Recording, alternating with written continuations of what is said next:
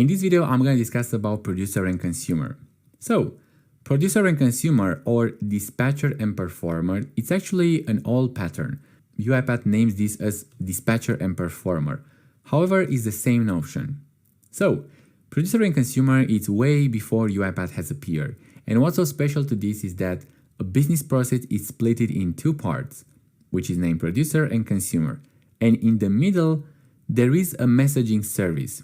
Now, in this example, because we are talking about the UiPath solution, there is a built-in messaging service which is named orchestrator queue.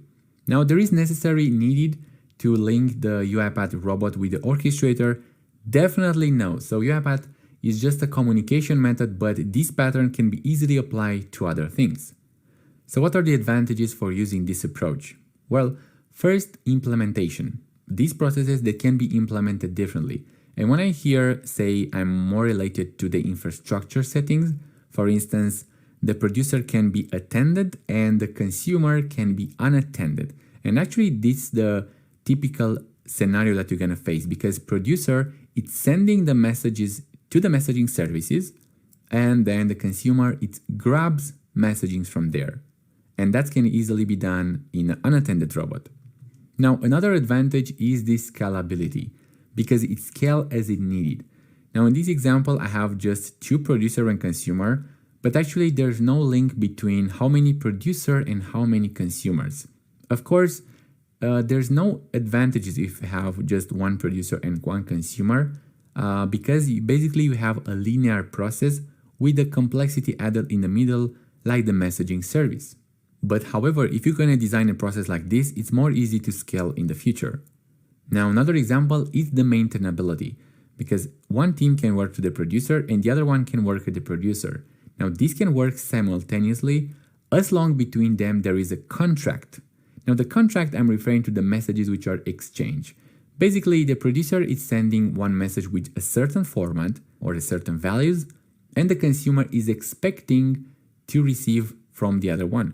Now, if something doesn't happen, let's say the producer doesn't write the message properly, or the consumer doesn't read the message properly, you know where the problem is. But between these two, there is like an agreement. So something which is written. And because there is assumption between these two, this contract, you can make the testing very easily. And this seems a bit counterintuitive. And I've seen many RPA developers that they are afraid of this approach, because there is another service which is called the messaging queue. So in order to test this robot, you can have, I know, like an integration testing. You have the producer, the consumer, and things like that. But in reality, it's not like that. It's way easier to test if you have a producer and consumer. And another advantage is the audit. And to the audit, I'm thinking to the commands, to the messages which are sent. And here I'm going to make an assumption that the producer, it will do the reading part. So it will read, I know, the necessary PDF invoices, the email, and it will send the necessary commands in the messaging service that the consumer, it will retrieve. And as you can have this approach, you are separating the reading part, which is in the producer, with the write part, which is in the consumer. And that's a big advantage for the audit, because everything is tracked in the orchestrator. And when you do that, you have another advantages for replaying messages. So replaying, it means as long as you're going to store these kind of messages in that order, you can replay the bugs, so the behaviors. And have a look to this like a huge advantage. Now, replaying and reproducing scenarios, 6 milhões de empregos estarão usando aparelhos de realidade virtual. É o que diz um relatório da PwC sobre o futuro do trabalho. Cada vez mais é hora de você repensar a sua carreira, meu amigo. Se você estiver fazendo algo aí que é repetitivo, que você consegue ensinar de um dia para o outro para alguém, muito cuidado, viu? É hora de mudar ou ser engolido pela automação ou até pelo metaverso mesmo. As profissões mais em alta que a gente pode imaginar com o metaverso tem a ver sim com programação e design. Programadores construirão os gráficos, avatares, os ambientes virtuais que, por sua vez, serão ali embelezados pela turma do design. Mais uma necessidade enorme que a gente vai ter pela frente é a questão da segurança. Porque agora, até nos dias de hoje, né, até o Windows vai passar a funcionar na nuvem, meu amigo. Você vai ter o seu computador à sua disposição com as pastas, os programas instalados, os arquivos exatamente na bagunça onde você deixou, sabe? Isso por meio de qualquer computador no mundo, em qualquer lugar que você esteja. E o metaverso vai exatamente nessa linha também, né? O mesmo ambiente está disponível para você onde quer que você esteja. E um profissional que eu vejo que vai ser extremamente demandado são aqueles da área de segurança da informação. A gente também já fez vídeos aqui falando de cibersegurança, que eu vou deixar para você esse vídeo no final, daqui a pouquinho, na verdade, já. Tudo isso depende de login, né? Imagina aí se um cara roubar aí suas credenciais e entra ali na reunião da firma fazendo um belo bunda lelê. Imagina que legal.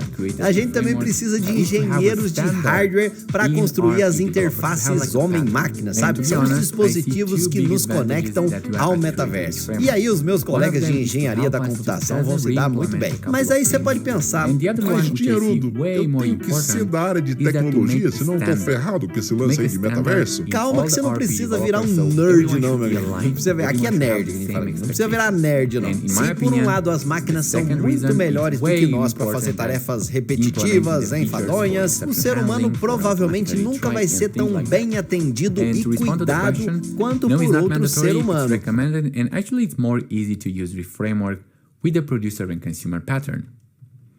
And does it work only with UiPath Orchestrator? No. And it works with any messaging service. Now, indeed, it's much easier to integrate with Orchestrator because it has support built in. But in reality, you can use any messaging service like RabbitMQ or Azure Messaging Service. However, you're going to have some overhead to make this setup, so the prerequisite. And how the testing works?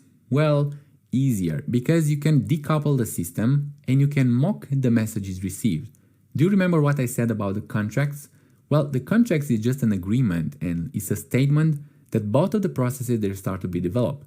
So the producer has a contract to write the messages like they were expected, and the consumer is expected to read the messages like he was expecting. And because you make this decoupling, you're gonna make the testing actually way easier. But how about the additional steps that we need to add? Well, the contracts, the messages which are exchanged between dispatcher and performer, they need to be somewhere written. Actually, that would be an extra step for the documentation. And if you're gonna use Scrum in the epic story, that's the part where we're gonna write this documentation, so these contracts. But this is more related to the architecture, so that's not a step that the developer should do it, should only respect the specification that he has received. Is this pattern really usable? And the answer is yes. I have used it in production environment where I needed to create a robot which scales for multiple countries. And usually when you have a workload that it involves multiple countries or some services which they go to a headquarters, you're gonna have this approach. Without further ado, I'll catch you next time.